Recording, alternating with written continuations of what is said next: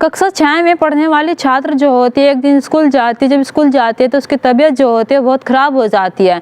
जब उसकी तबीयत प्रार्थना में ख़राब हो जाती है तो उसके वहाँ के स्कूल वाले जो होते हैं उसे दवाइयाँ देते हैं। दवाइयाँ देने के बाद जब थोड़ा आराम हो जाता है तो वे कहते हैं कि बेटा तुम अपने घर जाओ, घर जाने के बाद आराम करो, आज तुम स्कूल में मत रुको। तो कक्षा 6 की जो लड़की होती है वो अपने घर जाती है। घर जाने के बाद वो अपनी माँ को आवाज़ लगाती है, लेकिन उसकी माँ जब नहीं दिखती उसे कहीं पर, तभी वो अपने घर के जो अंदर जाती है कमरे में जाने के बाद देखती है कि उसके माँ की जो कमरा है उसकी कुंडी लगी हुई है। जब वो कुंडी लगी हुई देखती है तो वो देखती है कि अंदर से कुछ आवाज़ें आ रही हैं। वे आवाज़ें जो हैं वो बहुत ही अजीब हैं। तभी वो लड़की जो होती है अपनी माँ के कमरे से जो जंगला होता है वहाँ से झाँक कर देखती है और देखती है कि उसकी माँ जो है नग्न अवस्था में किसी मर्द के साथ संबंध बना रही है, यानी कि उसे आपत्तिजनक में देख लेती है। और वो देखती है कि वो मर्द उसका पिता नहीं है, कोई और है। तभी वो लड़की जो होती है वो बाहर ही बैठ जाती है। बाहर बैठने के बाद वो इंतज़ार करने लगती है कि उसकी माँ कब बाहर आएगी। तभी उसकी माँ जो होती है जब बाहर आती है, बाहर आने के बाद वो देखती है कि उसकी बेटी बाहर बैठी हुई है। और वो जो व्यक्ति जो होता है जमींदार होता है। जब जमींदार उसकी लड़की को देखता है तो उसको देखने के बाद उसकी जो बेटी होती है उसे घूरने लगती है। तो जमींदार होता है वो चला जाता है और उसकी माँ जो होती है उसे गोदी में उठाकर अंदर ले जाती है और कहती है कि बेटा तुमने जो कुछ देखा उसे भूल जाओ, तुमने जो कुछ सुना है वो सब कुछ अनदेखा कर दो और किसी को कुछ मत बताना। उसकी बेटी जो होती है कुछ बोलती नहीं है और वो अपनी माँ को घूरे जा रही थी। वो किसी भी बात का जवाब नहीं देती जब उसकी माँ ये समझा रही थी कि बेटा तुम किसी को कुछ मत बताना। अब कक्षा 6 की छात्र जो होती है सब कुछ सहन कर लेती है। सहन कर लेने के बाद वो अपना आप को चुपचाप कर लेती है, लेकिन उस लड़की के साथ कुछ ऐसा हो जाएगा इसकी कल्पना ना तो उसकी माँ ने की थी ना ही उसके पिता ने की थी। उस लड़की के साथ इतनी दरिंदगी होती है, उस लड़की के साथ कुछ ऐसा हो जाता है कि शायद ये सब चीज़ उसकी माँ वक्त रहते समझ जाती, उसकी माँ वक्त रहते सब कुछ सही कर लेती। शायद उसकी माँ वक्त रहते जमींदार के साथ संबंध ना बनाती तो शायद उसकी बेटी के साथ आज ये सब ना होता। उसकी बेटी के बारे में सुनकर पूरा गाँव ही नहीं पुलिस वाले भी हैरान हो जाते हैं, सोचने पर मजबूर हो जाते हैं कि आखिरकार एक कक्षा 6 की लड़की के साथ ऐसा हो तो हो कैसे सकता है। चले तो बिना देरी के इस घटना को शुरू करते हैं और देखते हैं कि इस घटना में क्या होता है।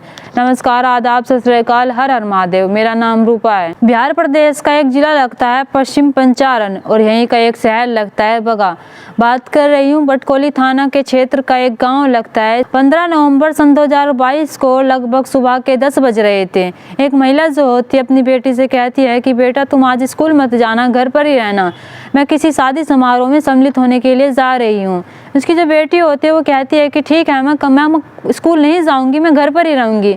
उसकी माँ जो होती है वो कहती है कि तुम्हारे पिता जो हैं वे भी शाम को ही आएंगे, वे मजदूरी के लिए बाहर गए हुए हैं, तुम इसलिए घर में रहना और इस पशुओं के लिए थोड़ा सा चारा लेकर आ जाना, बस और कुछ मत करना, इनके लिए थोड़ा चारा डाल देना और मैं जल्दी आने की कोशिश करूँगी। उसकी जो बेटी होती है वो कहती है कि ठीक है माँ, मैं पशुओं के चारा डाल दूँगी। उसकी माँ जो होती है वो कहती है कि ठीक है बेटा, और तुम घर से बाहर कहीं मत जाना, बस इनके लिए चारा लेकर आ जाना। उसकी माँ ये बात कहकर चली जाती है।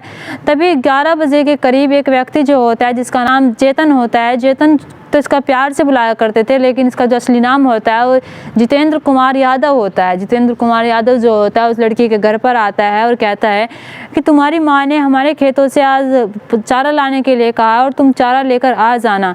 तो कहती है कि ठीक है। उसकी माँ जो होती है वो कहकर जाती है कि हाँ, पशुओं के लिए थोड़ा सा चारा लेकर आ जाना। तो जब लड़की होती है वो पशुओं के लिए चारा लेने के लिए उनके खेतों में चली जाती है। जब उनके खेतों में चारा लेने के लिए जाती है तब वो चारा लेने जाती है तो देखती है कि वहाँ पर एक व्यक्ति आता है। व्यक्ति जो होता है उसे आकर छेड़ने लगता है। जब उसे छेड़ने लगता है तो लड़की जो होती है वो कहती है कि तुम ये क्या कर रहे हो, लेकिन वो व्यक्ति जो होता है उसे खींच कर पकड़ कर उसके हाथ पैर ले जाकर एक ईंख में ले जाता है। जब ईंख में ले जाता है तो लड़की जो होती है चीखने लगती है, चिल्लाने लगती है। तो व्यक्ति जो होता है उसे धड़ाधड़ मार रहा था, पीट रहा था। तो लड़की जो होती है उससे कहती है कि तुम मुझे पीट क्यों रही हो और तुम मेरे साथ ऐसा क्यों कर रही हो। तो व्यक्ति जो होता है वो कहता है कि तुम चिल्लाओ मत और चीखो मत, मैं तुम्हें नहीं पीटूंगा।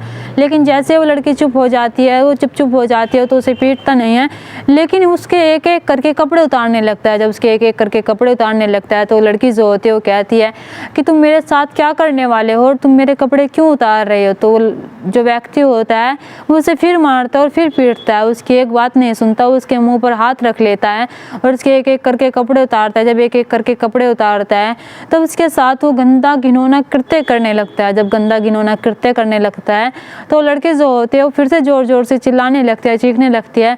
तभी वो व्यक्ति जो होता है वो कहता है कि तुम चारा काट रही हो, अगर तुम चुप नहीं हुई तो देख लेना मैं तुम्हें इससे मार दूंगा।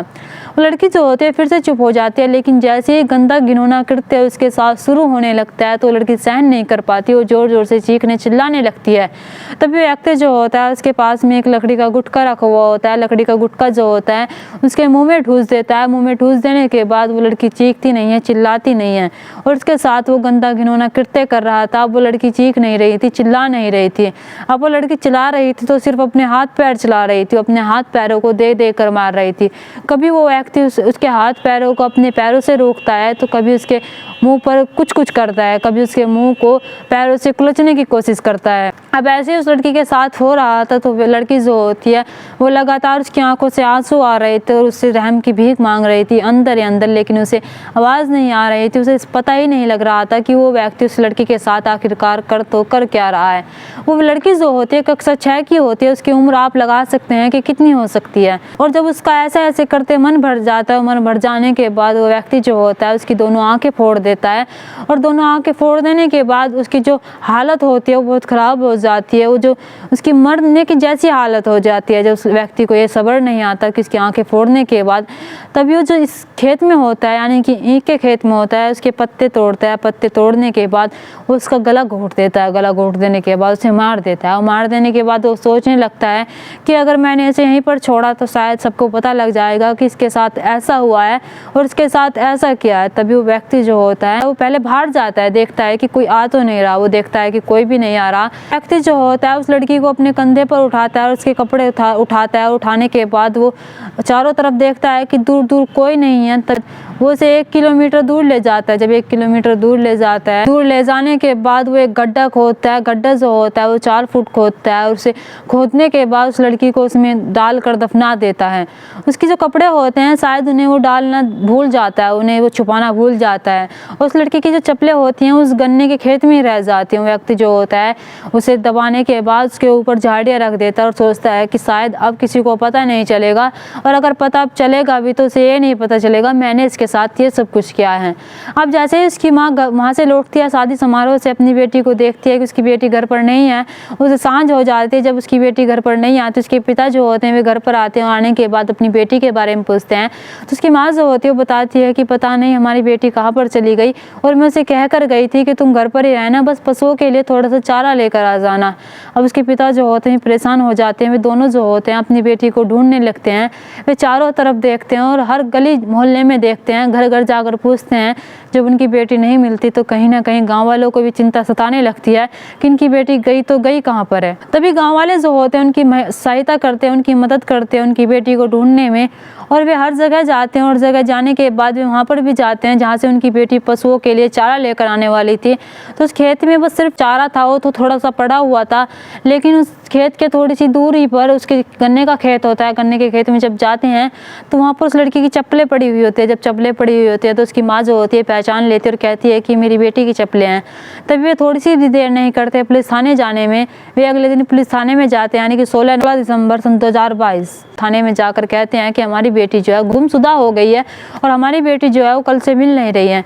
तो पुलिस वाले जो होते हैं कहते हैं कि तुम आज का इंतज़ार और करो, अगर आज नहीं आई तो कल हमारे पास आना और बताना कि हमारी बेटी नहीं आई है। तो ऐसा ही होता है, ढूंढते हैं, उन्हें रात हो जाती है। जब उनकी बेटी का कोई आता पता नहीं पाता, दूर दूर तक ढूंढ लेते हैं। तभी जो पुलिस वालों के पास जाते हैं और कहते हैं कि हमारी बेटी का कोई आता पता नहीं है और ना ही हमारी बेटी मिल रही है। पुलिस वाले जो होते हैं छानबीन करने में लग जाते हैं, उस जगह पर जाते हैं जहाँ पर उनकी बेटी की चप्पल पड़ी हुई होती है। तभी बड़ी संख्या में गाँव वाले भी होते हैं, पुलिस वाले भी होते हैं, ढूंढने लग जाते हैं कि आखिरकार उनकी बेटी गई तो गई कहाँ। तभी 1 किलोमीटर जब दूर चलने पर एक व्यक्ति जो होता है वो देखता है कि एक खुदी हुई मिट्टी है, वो मिट्टी जो है वो जल्दी में खुदी हुई है, यानी कि ताज़ी मिट्टी है। तभी व्यक्ति जो होता है वो देखता है कि उसके ऊपर झाड़ी रखी हुई है और वहाँ पर लड़की के कपड़े भी पड़े हुए हैं। तो व्यक्ति जो होता है वो तनक देर नहीं लगाता है सोचने में कि ये साल उसके साथ कुछ गलत हो गया। तो पुलिस वालों को बताता है। पुलिस वाले जो होते हैं जब उस चीज़ को देखते हैं तो पुलिस वाले पहले तो उस लड़की के कपड़े को देखते हैं, उसकी माँ जो होती है उनके कपड़ों को उठाती है, रोने लगती है। मिट्टी का जो गड्ढा होता है उसे खोदते हैं। खोदने के बाद देखते हैं कि उसमें उस लड़की की लाश पड़ी हुई है। जब उस लड़की की लाश देखते हैं तो पुलिस वाले जो होते हैं उसकी आंखें देखते हैं। उस लड़की के मुंह में जो लकड़ी का गुटका है वो ऐसा का ऐसा ही रहता है। तो माँ बाप जब इस चीज़ को देखते हैं तो वे सहम जाते हैं, और गाँव वाले जो होते हैं वे सहम जाते हैं, सोचने पर मजबूर हो जाते हैं कि आखिरकार इतनी दरिंदगी इस लड़की के साथ, मासूम सी बच्ची के साथ किसने दिखाई। पुलिस वाले जो होते हैं उस लड़की को पोस्टमार्टम के लिए भेज देते हैं। पोस्टमार्टम के लिए भेज देने के बाद लड़की के साथ जो गंदा कृत्य हुआ था उसका पता लग जाता है, उस लड़की की मृत्यु कैसे हुई वो भी पता लग जाती है। और उस लड़की का पोस्टमार्टम करा देने के बाद जो लड़की का शव होता है वो लड़की के घर वालों को दे दिया जाता है। पुलिस वालों को ये देखना था कि आखिरकार उसके साथ ये सब किसने किया। 18 दिसंबर सन 2022 को उसके जो माता पिता होते हैं वे आरोप लगाते हैं 5 व्यक्तियों पे, और पुलिस वालों से कहते हैं कि कहीं ना कहीं हमारी बेटी के साथ इन्होंने ये सब कुछ किया। पुलिस वाले जो होते हैं जब उनकी ये बात सुनते हैं तो पुलिस वाले जो होते हैं उन 5 व्यक्तियों को हिरासत में लेते हैं। हिरासत में लेने के बाद पूछताछ करने लगते हैं और पूछते हैं कि तुमने ये सब क्यों किया। उनमें से 4 व्यक्ति जो होते हैं वे कहते हैं कि हम एक इतनी सी बच्ची के साथ, मासूम सी बच्ची के साथ ऐसा तो कर ही नहीं सकते, और हम किसी भी कीमत पर ऐसा नहीं करेंगे। तभी उनमें से एक व्यक्ति जो होता है वो कुछ बोल नहीं रहा होता है। जब वो कुछ बोल नहीं रहा होता है तो पुलिस वाले जो होते हैं उस पर सख्ती से पूछताछ करते हैं। वो इधर उधर की बातें बना रहा होता है, वो सहम रहा होता है बोलते हुए, तो पुलिस वाले जो होते हैं समझ जाते हैं कि कहीं ना हो इसका हाथ है। तो पुलिस वाले जो होते हैं जब उससे पूछताछ करते हैं, उस व्यक्ति का जो नाम होता है वो जितेंद्र कुमार यादव होता है। जब जितेंद्र कुमार यादव से पूछताछ करते हैं और कहते हैं कि तुमने ये सब क्यों किया और तुमने ये सब कैसे किया, तो पुलिस वाले जब इससे बात पूछ रहे थे तो जितेंद्र कुमार यादव जो होता है वो बताता है कि उसकी जो संबंध है उसकी माँ से चल रहे थे, यानी कि कई वर्षों से उसके साथ वो शारीरिक संबंध बनाता था और उसके अवैध संबंध चल रहे थे उसके साथ। उसके जो पिता थे उस लड़की के, उसके साथ उसकी बहुत अच्छी दोस्ती थी, उनके साथ उनका उठना बैठना था। यानी कि जितेंद्र कुमार यादव जो होता है एक जमींदार होता है, यानी कि इनसे कई गुना ज़्यादा अमीर होता है।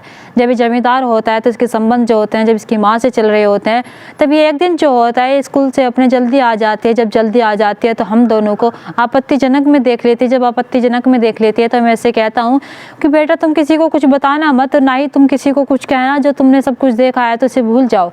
लेकिन ये जो होती है चुपचाप मुझे घूर रही थी, ना ही हाँ कर रही थी ना ही ना कर रही थी। मुझे कहीं इस बात का डर हो रहा था कि अपनी पिता को ना बता दे और ये गांव वालों को ना बता दे, मेरी बहुत बेइज्जती हो जाएगी। इसकी माँ जो होती है समझाती है और कहती है कि बेटा तुम किसी को कुछ मत बताना और तुम किसी से कुछ मत कहना, ये जो सब कुछ तुमने देखा है इसे अनदेखा कर दो और इसे किसी को कुछ मत बताना। उसकी बेटी जो होती है चुपचाप अपनी माँ को देख रही थी और सोच रही थी कि मेरी माँ ये सब कर क्यों रही है।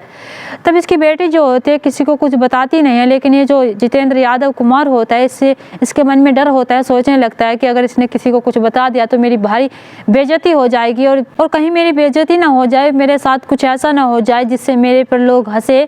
इसलिए वो उस दिन उसकी माँ जो होती है जब देखता है कि किसी शादी समारोह में गई हुई है, उसके पिता जो हैं मजदूरी के लिए गए हुए हैं, तभी वो उसकी बेटी जो होती है घर में अकेली होती है, उसे पशुओं के लिए चारा लाने होता है। तभी वो कहकर जाता है, उससे कहता है कि तुम्हें पशुओं के लिए चारा लाने के लिए तुम्हारी माँ ने कहा है और हमारे खेतों से लेकर आ जाना। वो लड़की जो होती है पशुओं के लिए चारा लेने उस खेतों में जाती है, तो वहाँ पर जितेंद्र कुमार जो होता है आता है और आने के बाद उसके साथ ऐसी दरिंदगी दिखाता है। पुलिस वाले जो होते हैं जब उसकी ये बात सुनते हैं तो पुलिस वाले जो होते हैं उससे कहते हैं कि तुम आखिरकार ऐसा कर कैसे सकते हो एक मासूम सी बच्ची के साथ, और उसने किसी को कुछ बताया भी नहीं था, लेकिन तुमने उसके साथ बहुत गलत किया है। और पुलिस वाले जो होते हैं जितेंद्र कुमार को जेल भेज देते हैं, लेकिन इधर उसके माता पिता जो होते हैं वे कहते हैं कि हमारी बेटी के साथ जितेंद्र कुमार यादव ने ही अकेले ने ये सब नहीं किया। लेकिन जैसे उस लड़की की हालत देखकर ये लग ही नहीं रहा था कि उस लड़की के साथ किसी एक व्यक्ति ने ऐसा किया है। उस लड़की की हालत देखकर लग रहा था कि उस लड़की के साथ कई व्यक्तियों ने उसके साथ ऐसी दरिंदगी दिखाई है। उसके माँ बाप जो होते हैं वे कहते हैं कि पुलिस वाले जो हैं हमसे कुछ ना कुछ छिपा रहे हैं और वो आधी बात दबा रही हैं। ये ऐसा एक काम एक व्यक्ति नहीं कर सकता है, एक व्यक्ति इतनी दरिंदगी नहीं दिखा सकता है एक लड़की के साथ।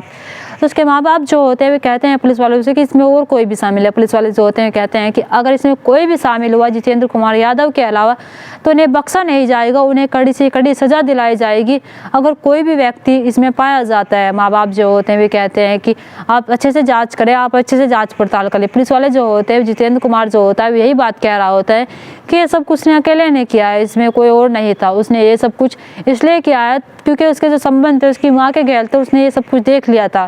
जितेंद्र कुमार जो होता है वो बताता नहीं है कि और भी इसमें शामिल थे, वो कहता है कि इसमें मैं ही शामिल था। और पुलिस वाले उससे कड़ी से कड़ी पूछताछ कर लेते हैं, लेकिन जितेंद्र कुमार जो होता है वो कहता है कि ये सब कुछ मैंने अकेले ने किया है। लेकिन उसके माँ बाप जो होते हैं वे यही बात कह रहे होते हैं कि पुलिस वाले सही से जाँच पड़ताल नहीं कर रहे, पुलिस वाले कुछ छुपा रहे हैं, ये काम एक व्यक्ति नहीं कर सकता है। पुलिस वाले यही बात कहते हैं कि ठीक है अगर इसमें कोई भी शामिल होता है तो उन्हें बख्शा नहीं जाएगा। यहाँ पर एक लड़के के साथ ऐसा हो जाता है कि उसकी जो माँ की करनी होती है उसे भुगतनी पड़ जाती है। उसकी माँ जो होती है किसी गैर मर्द के साथ अवैध संबंध चला रही होती है, इस चीज़ को उसकी बेटी देख लेती है, तो उसकी बेटी जो होती है वो ना ही तो कुछ बोलती है और ना ही कुछ कहती है। इस चीज़ का डर जितेंद्र कुमार यादव को हो जाता है कि वो कहीं किसी को बता ना दे। इसमें किसकी गलती है? इसमें इसकी माँ की गलती है, फिर इस बेटी की गलती है। इस बेटी की क्या गलती थी? इसकी माँ की गलती है। उसकी माँ जो होती है वो जमींदार के साथ अवैध संबंध चला रही थी, वो अपने पति को भी धोखा दे रही थी। उसके पति को जब ये बात पता चलती है तो उसका पति जो होता है वो टूट जाता है, सोचने लगता है कि मेरी बेटी के साथ इतना सब होगा और मेरी पत्नी मेरी पीठ पीछे ऐसा कर रही थी। दोस्तों, इस घटना को सुनाने का मकसद मेरा आपका दिल दुखाना नहीं था, आपको परेशान करना नहीं था, आपको घटना के बारे में बताना था, आपको सचेत करना था। आप अपने परिवार के साथ खुश रहिए। नमस्कार।